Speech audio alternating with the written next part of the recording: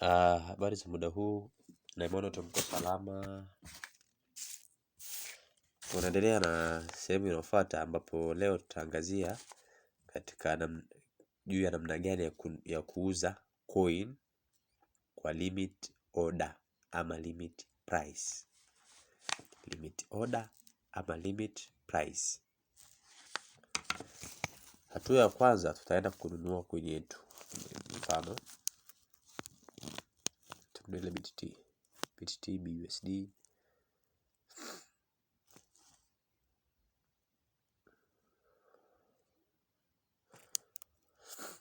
Let's say kwamba tumeinunua hapa market price ya kwa $20.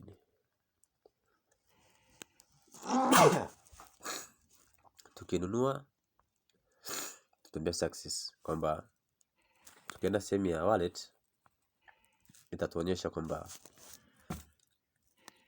hapa juu tuna $19 ambazo ndio shilingi 100 hapa 0.98, maana soko limeshuka kidogo tayari. Ile BUSD imeshahama pesa.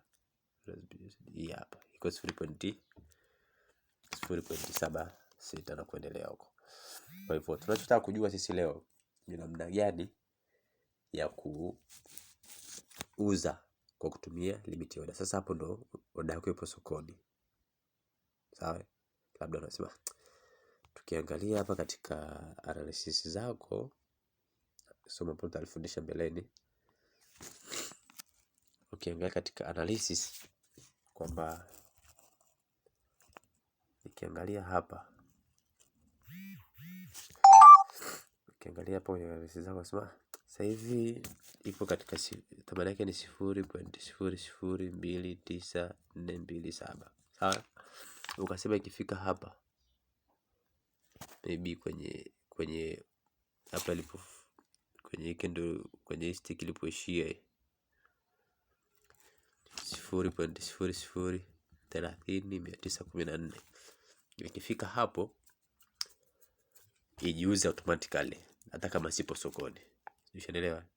Kwa utakachokifanya ni hatua zile zile. Mdao tulibuy, sasa hivi tutasell. Tukija kwenye sell tutaset hapa limit order ama limit price. Katika sehemu ya kuuzia hapa tutafuta katika hii sehemu ya price here. Tutafuta tutaandika 0.0030914. Ushaelewana? Tutaweka amount hapo kwamba kama ni 100% au asilimia kadhaa. Kwa hiyo tutaweka kwa 100%. Kwa hiyo utachagua hapo kama utaamua kuweka hapa $10 au nusu ya mtaji ambao utakuwepo kwa muda huo au vyovyote tu. Sio tutaweka kwa 100%, labda tuchukulie mfano. Kwa hiyo ukiweka hivyo, labda ukisell ile order sasa itaingia sokoni kama hapa. Tushaelewana? Sasa ukisema uziuze zile BTT kwa sababu zishalokiwa hapo, kumbuka. Ukisema sasa uziuze kwa market price, let's say tubadilishe hapa kwa market price. Useme uziuze. Watakuonyesha hapa amount ambayo imebaki ni $0.00. Watakuonyesha imebaki 0.001514, kitu ambacho hakiwezi kuuzika kwa sababu kwenye trading za Binance, trading za exchange yote hawatrade less than $10. Kwa hivyo hiyo order yako haiwezi kufunguliwa wala hiyo haiwezi kuuzika. Ushaelewana? Exchange yote ile less than 10, yani chini ya $10, huwezi kufanya trade, huwezi kufanya trade yoyote ile, kuuza wala kununua. Kwa hivyo haiwezi kufanyika chochote hapo. Ushaelewana? Hata ukisell watakwambia insufficient balance, kwamba balance haitoshi, watakuruhusu ukadeposit. Kwa hiyo haiwezekani kwa sababu ile pesa ipo kwenye order tayari.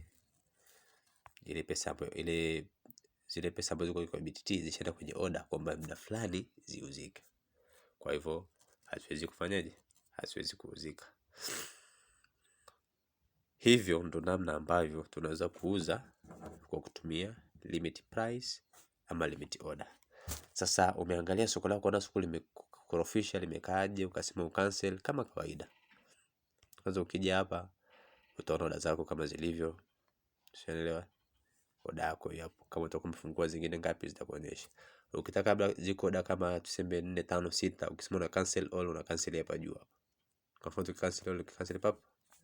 Are you sure you want to cancel all open orders? Uta cancel, uta confirm, then itaji-cancel yenyewe. Hata ukija huku juu unaonekana imefanyaje, imeshaondoka. Kwa hivyo hapa tukisema to sell ile BTT yetu kuna BUSD kwa market order sasa kwa 100%.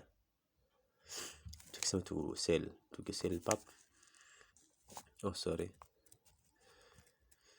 tukisema to sell dola 19 sasa tuzihamishe kwenda BUSD. Tukisell success kwamba imefanyaje, imeshakubali.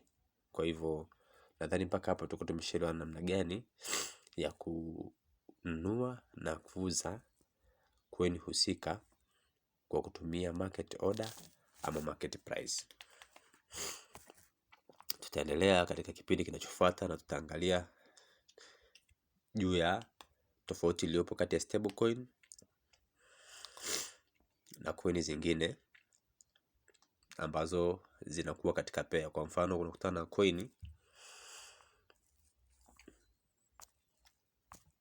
ina pair BTC for example, Ethereum BTC, alafu kuna coin hapa ina RIF USDT.